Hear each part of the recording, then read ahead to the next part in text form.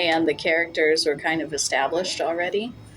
So it's a different way of thinking about how to structure the plot. In the first book, the world's wide open. You can invent anything you want. In the second one, rules are there. Characters behave in certain ways, and so you kind of have to stick to those rules.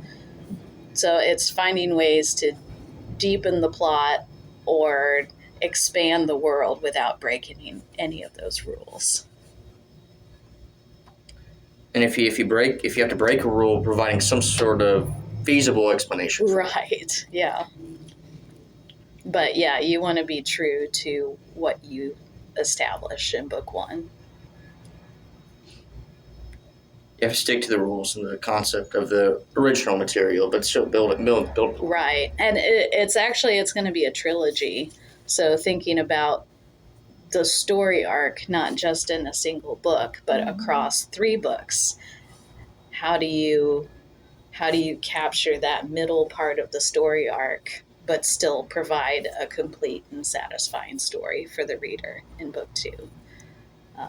That's tricky, and that's a fun challenge. I've never interviewed a writer who's wrote a sequel before. I think I have.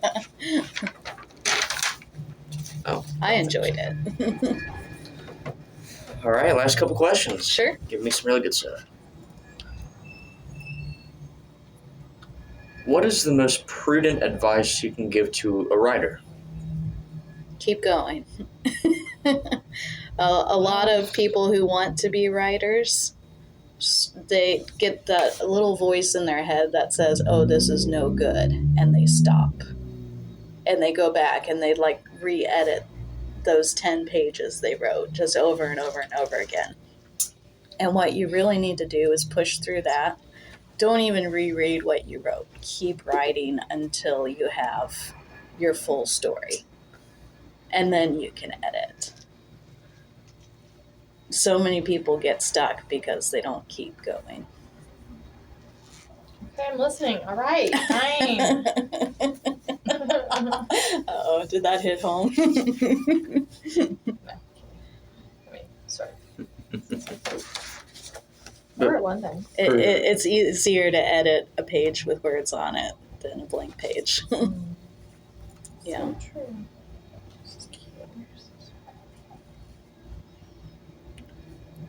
Persistence is key. Yes, absolutely. I would have to agree.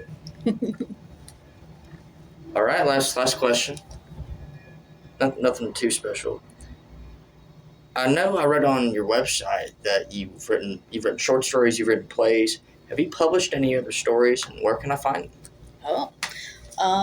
I have 2 short stories that I've submitted to the Society of Actuaries Speculative Fiction Contest. And those are out on the website.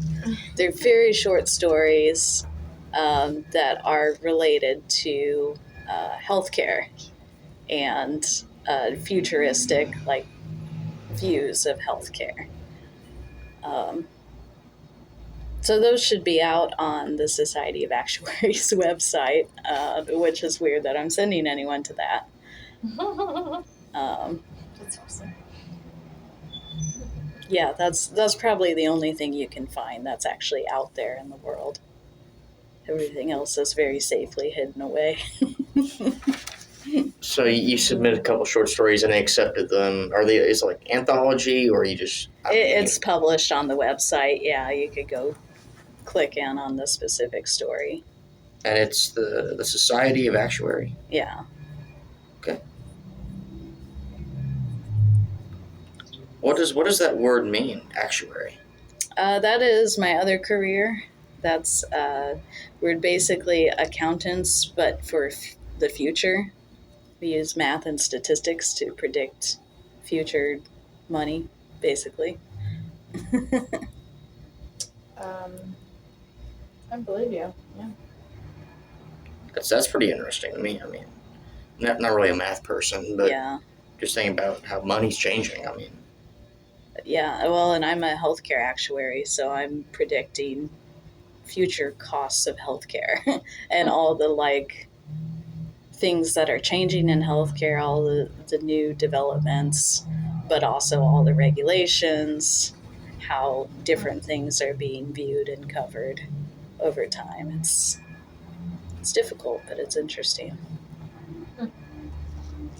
I would ask you to explain it, but I feel like you don't want to. Or I don't Nice. know that I really get it all, so it's fine. Sorry.